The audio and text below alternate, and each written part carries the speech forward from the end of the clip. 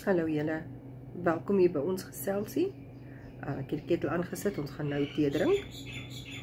Intussen praat ons 'n bietjie oor Job vandag. En almal van julle ken natuurlik Job se verhaal, wat nie 'n baie mooi verhaal was nie, maar Job se deursettingsvermoë en die geloof wat hy behou het ten midde van alles wat met hom gebeur het.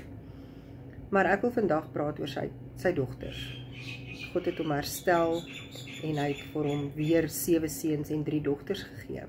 En hierdie 3 dogters was eintlik sy getuienis van sy verhaal. En hy het ook, in daai jare het die seuns mos maar alles geërf en die grond geërf en die naam geërf en die dogters, die vrouens was mos maar eintlik niks werd rarig nie, of hulle het nie regtig 'n naam gehad of kon praat, stem gehad nie. Maar Job het dit anders besluit. Hy het deur al sy ontberinge het hy hierdie keer besluit hy gaan nou sy dogters gelyk laat erf met die boeties. En hulle name het elkeen 'n betekenis gehad. So Job se dogters het gelyk op geërf, soos hulle broers, en hy wou hulle eer daardeur, natuurlik. Job het hulle nie net profetiese name gegee nie, maar dignity, wat waardigheid is, en 'n toekoms. Kezia, die middelste dogter, wat sy naam 'n lentebloeisel of 'n kaneelbloeisel eintlik is, die betekenis. Sy het 'n spesiale lig om haar gehad. Sy was die middelste dogter. Nie omdat sy belangriker was as haar sissies nie, maar haar naam het 'n geheim gehad, wat Job se swaar kry met God se belofte verband gehou het.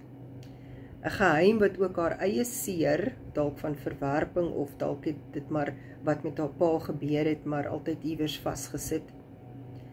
Dit het haar eie seer kom herstel. Met aanbidding het sy God geloof en geprys. En die maak van die parfuum is kosbaar, ek wil dit net gou genoem. Kezia se Hebreëse naam wat verwys na die Kezia of Sesia aromatiese plant, dieselfde groep as kaneel, wat een van die waardevolste speserye was vir die antieke wêreld, so waardevol dat dit die bestanddeel was vir heilige olie, salwingsolie. Die olie wat vir konings, priesters en God se eie tempel gebruik was. Die maak van Sesia is natuurlik nie, die geur is nie natuurlik nie. Hy moet gepars word. Crushed, compressed, en eers dan kom die geur deur.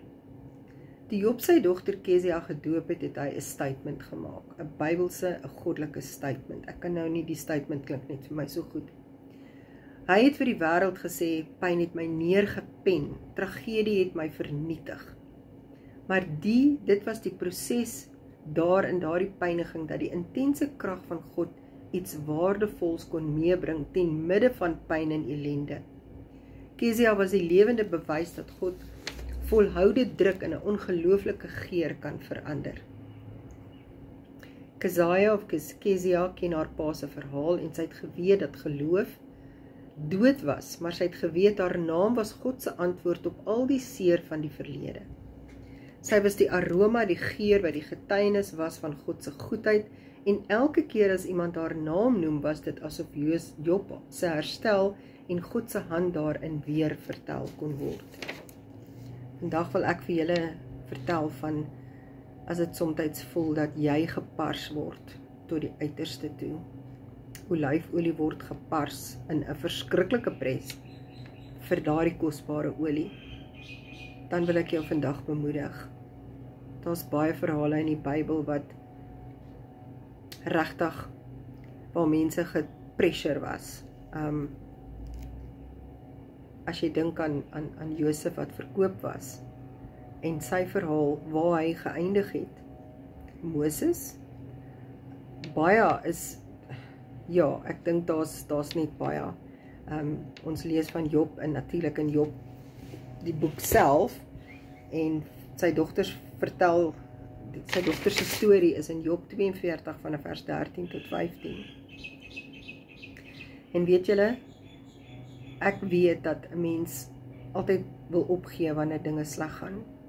Wanneer jy voel jy kan regtig nou nie meer nie, en jy gee oor Een pastoor in ons lewe, pastoor Lorenz Legrandsie, het altyd gesê, wanneer jy in die middel van die vuur staan, en jy wil self die vuur blus, gaan dit nie gebeur nie.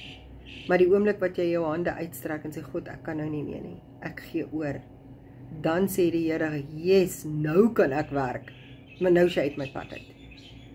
So, ek wil julle vandag bemoedig, as julle dink aan parskype, waar kosbare produkte gepars word, daai parsing is 'n seer proses, en hulle moet hom druk tot die uiterste, dat daai geur en daai kosbare olie kan uitkom. Wil ek julle vandag bemoedig, wees geduldig. God se tyd is nie ons tyd nie. My man het altyd die kosbare ding waar hy sê, God is al so ongemaklik betyds. En dit is so waar, wanneer jy regtig uit die pad uittreë sodat God kan werk. Job het op 'n aso beland, hy het seer gehad, sy vriende het hom alles probeer, maar God, sy geloof in God het bly staan. En God het hom herstel, hy het sy posisie herstel, ver bo wat hy ooit kon dink. As jy dink jy sit op 'n ashoop en jy het niks, hoe kan jy jou geloof behou? Maar Job het. En so moet ons ook wees, ons moet leer van Job. Ons moet leer van, hoe het God hom herstel, en vir hom ver meer gegee, as wat hy ooit gedink het hy sou kon hê. So Kezia, of Keziah, is eintlik maar vir ons 'n bietjie van 'n voorbeeld. Haar naam het elke keer wanneer iemand haar naam noem, het hulle aan die plant gedink wat moet gepars word, wat daardie wonderlike geur uitbring, of wat 'n bestanddeel was van salwingsolie. Julle salwingsolie is so kosbaar, dit was in die tempel van God gebruik. En haar naam se betekenis was bestanddeel van daardie kosbare olie. Van ons vriende praat altyd hulle het 'n geur wat hulle ruik wanneer God die vertrek binnekom. Laat God vandag vir jou 'n geur kom gee. Laat jy hom kan aanvoel en voel hoe naby hy is aan jou. Nooit jou geloof verloor nie. God herstel ver bo wat ons kan dink. Mooi dag verder julle. Tata.